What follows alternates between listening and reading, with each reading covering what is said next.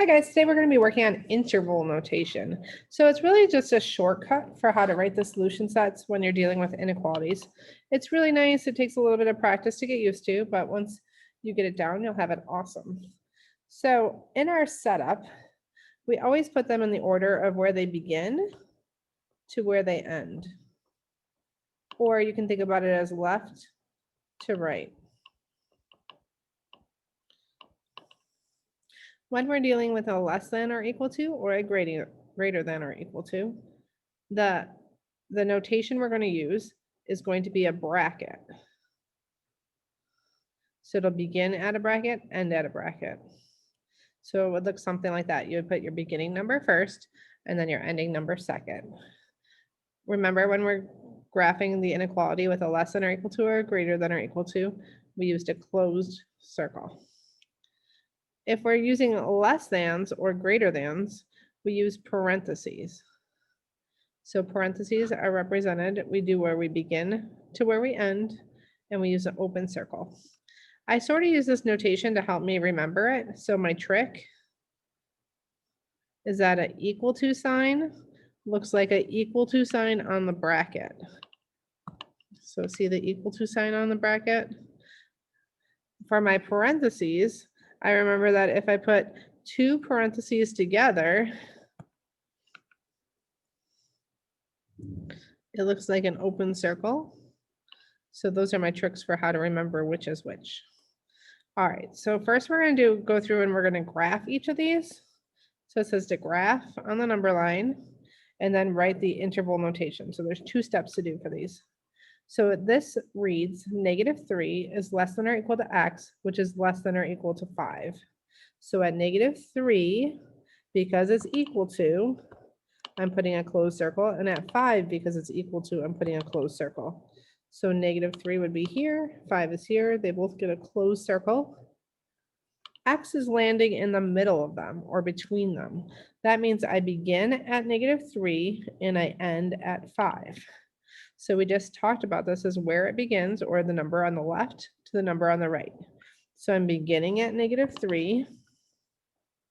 I'm ending at 5. Are these parentheses or are they brackets? If it's equal to, it's a bracket. If it's not equal to or open circle, it's a parenthesis. So as you can see, we're equal to, so we do a bracket -3 ending at a bracket 5. Try the next one. You're going to be beginning, it says -6 is less than x, which is less than 4.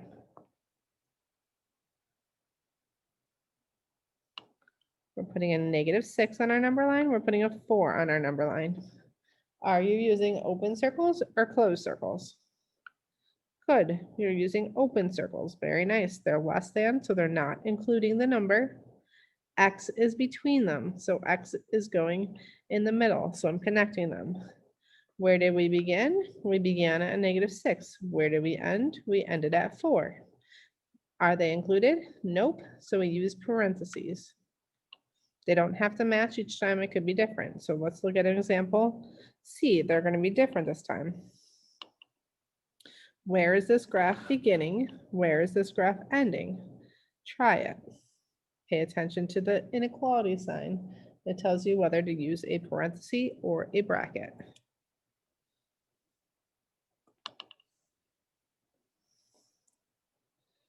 Do you have an open circle at -4? Do you have a closed circle at 8? You do? Awesome. When I'm setting it up in interval notation, I have a -4, begins at -4, ends at 8. The -4 has an open circle, the 8 has a closed circle. So I have -4 parenthesis 8. Awesome. D is a little bit different. On D, it says x is greater than or equal to 4. So I'm putting 4 on, and it's always greater than or equal to. So it's going forever to the right. If you remember our little trick when we were doing this the other day, greater than or equal to, if x is on the left, I could use that to tell me which way I'm going. So now think about, where is this beginning? Where is it ending? The beginning is easy. It's at 4. Where does it go to? It's going on forever and ever. What do we call that when something goes on forever and ever? Infinity. Awesome. It says sideways 8 if you need to turn your surface to make the 8 and then put it. We can't physically touch infinity, so we use a parenthesis. Please try E and F. X is less than 5, headed left. Hopefully you have that. So where does this one begin and end? It begins at, oh, it's going forever to the left. That would be an infinity, but a negative infinity. It's ending at 5. For F, maybe you're good at reading backwards. I am not good at reading backwards. I like to keep my variable on the left. So I get X is greater than -4. If I switch the sides, I have to flip the sign. I'm better at reading it that way. That's just me. Maybe you're fine with it. So if it's greater than -4, I put a -4 here, open circle, headed right forever.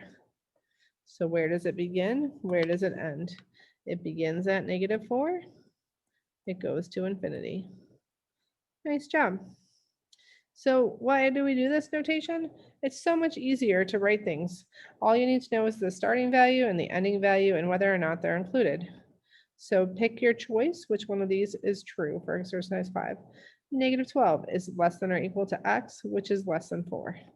They all look good in the sense that as a multiple choice, they all begin at -12, they end at 4. If I'm eliminating choices, I have a less than or equal to, and I have a less than. So let's talk about multiple choice strategy. I would cross out the 2 with matching. So choice 1 should be out, choice 4 should be out. Now I'm down to a 50-50 odds. I love to improve my odds when I'm doing multiple choice. So when I look at these, this should be a bracket, do the problem, and then pick your choice. So choice 3. I hate to see people pick the wrong choice because they rush. Eventually, we'll use interval notation to express solutions to inequalities as well as describe sets of interest to us. You're solving this inequality, so we're going back to what we did yesterday. Please solve the inequality.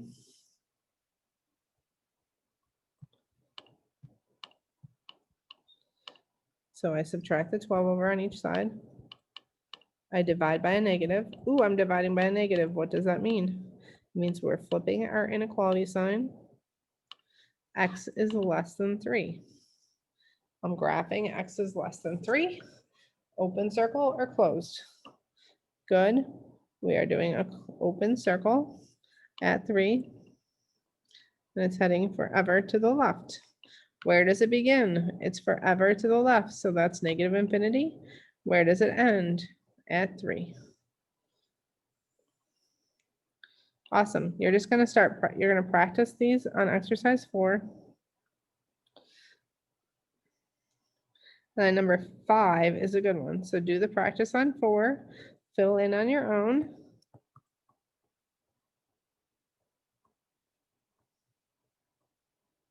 I'll do a quick check of them to make sure that you're actually doing it.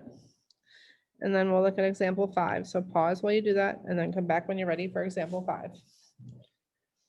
At a hydroelectric plant, pump number 1 is on for all times from 0 to 8.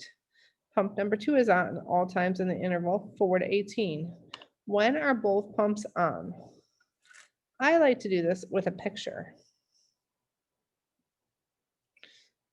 Pump 1, 0 to 8. It's on at 0. It's not on at 8. So I did pump 1 in red. Let's do pump 2 in blue. Pump 2 is on from 4 to 18. So 4 is included, 18 is not. It wants to know when are both pumps on. So do we agree that they're both on here? So this is where they overlap. So where does it begin? Where does it end?